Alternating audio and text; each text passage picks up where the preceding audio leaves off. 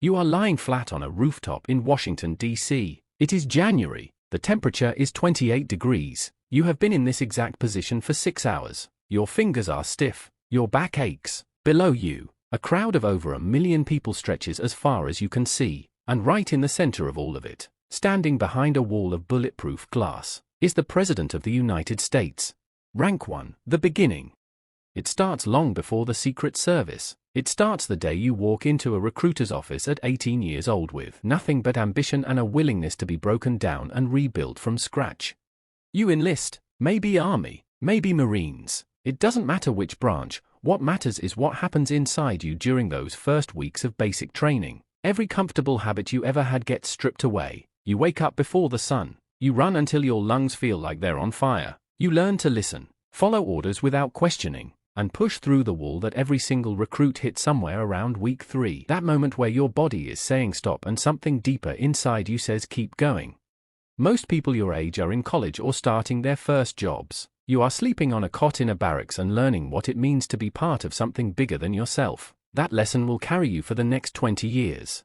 You qualify on the standard rifle and your scores are good, really good. Your instructor pulls you aside one afternoon and says something you will remember for the rest of your life. He says, "You're not just shooting at a target, you're reading it." You don't fully understand what he means yet. You will.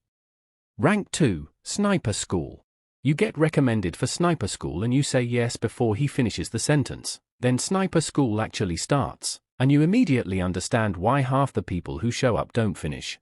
The first week is not about rifles, it is about stillness. Your instructors teach you how to build a ghillie suit, a camouflage outfit made of burlap and natural material that makes you look like a pile of leaves when you lie down in a field. You spend entire days crawling through grass, learning to move without disturbing a single blade, learning to become invisible in open ground. It sounds simple. It is one of the hardest things you have ever done.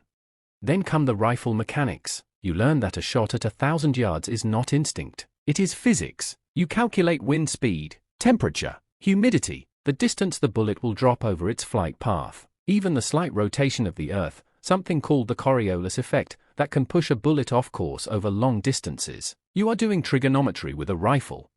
The final evaluation is called a stalk. You have to move through open terrain, unseen, close enough to take a shot at an instructor who is actively searching for you with binoculars. You have done everything right in practice. Now it is real. You crawl for 2 hours. Your heart is pounding so hard you can feel it in your fingertips. At 200 yards from the instructor, you stop, settle your breathing, line up the shot, and you take it. He never saw you. You graduate Sniper School. It is one of the proudest days of your life, but you are still years away from the mission that will define you. Rank 3, Deployment. You go back to your unit. You deploy. This is where training becomes reality. There is a particular moment during your first deployment that no amount of school prepared you for. You are in an overwatch position, high ground, long sight lines, and for the first time, the weight of what your qualification actually means settles onto your chest like a stone. You are not shooting at paper anymore. The decisions you make from this position have permanent consequences for real people. You sit with that. You don't let it break you, but you never forget it either.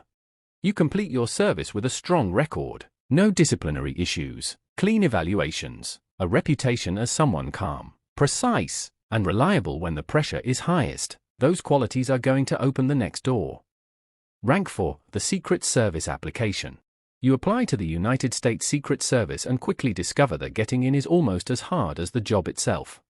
The background check alone takes months. Investigators talk to people from every chapter of your life, neighbors you haven't thought about in 10 years, teachers, old supervisors, friends, and people you barely remember. They dig through your finances, your social media history going back years, your relationships, and your health records. Then comes the polygraph. You sit in a room with electrodes attached to you while a federal examiner asks you questions designed to find the smallest inconsistency. Then the psychological evaluation, then the physical fitness test, then more waiting.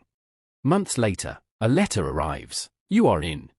You report to the Federal Law Enforcement Training Center. The academy is intense in a completely different way than military training. You learn federal law, investigation procedures, how to identify and respond to threats in a crowd, high-speed protective driving, and close-quarters defense. You also shoot, constantly, because the Secret Service has standards that go beyond anything you trained to before.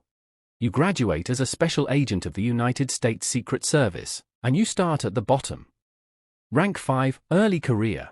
Your first assignments are not glamorous. You stand post, you walk rope lines at events, you sit for hours outside hotel rooms on overnight protective details, checking credentials, watching hallways. You are one face in a large, coordinated machine, and your job right now is to learn how the machine works from the inside.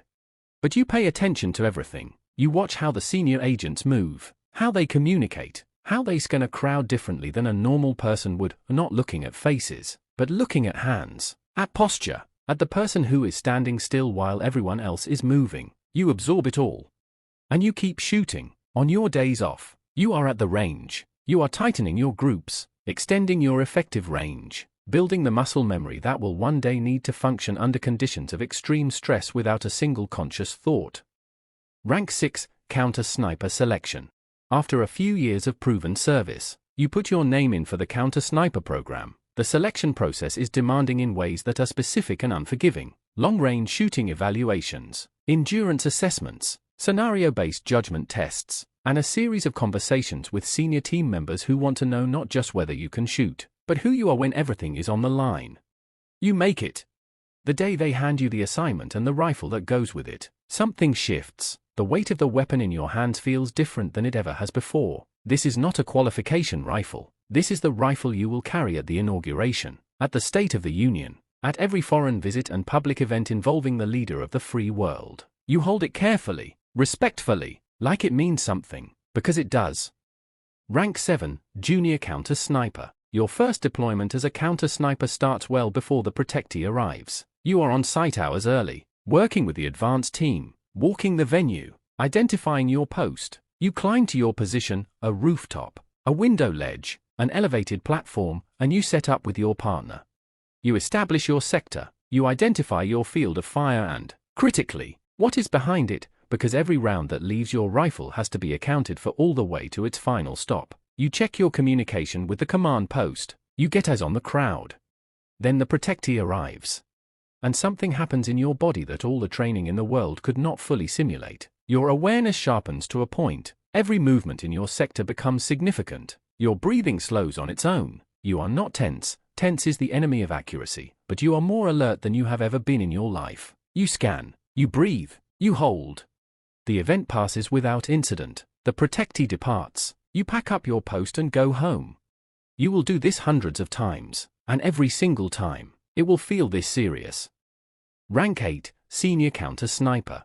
Years in, you are one of the experienced hands. The junior agents look at you the way you once looked at the people ahead of you, like someone who has been somewhere they haven't been yet. You are now involved in the planning of protective operations, not just the execution. You walk sites before events and tell the planners where the coverage gaps are and how to close them. You study threat intelligence briefings. You know the difference between a routine campaign stop and a high-threat environment. And you know how to adjust your team's posture accordingly. On a cold January morning, standing on a rooftop above the National Mall, you look down at the crowd and you feel the full weight of what this job is. The president is at the podium. 1 million people are watching. Cameras from every country on earth are pointed at that stage. And from up here, you can see things none of them can. You can see your team's position spread across the event space. You can see the lines of communication running through your earpiece. You understand, in a way that is almost impossible to explain, that this entire operation, all the agents, all the vehicles, all the planning, is one interconnected system, and right now you are one of its most critical components. You breathe, you scan, you hold. Nothing happens. That is the win. The day comes when you hand in your credentials. You walk out of the building for the last time as an active agent, and you stand in the parking lot for a moment longer than you planned to.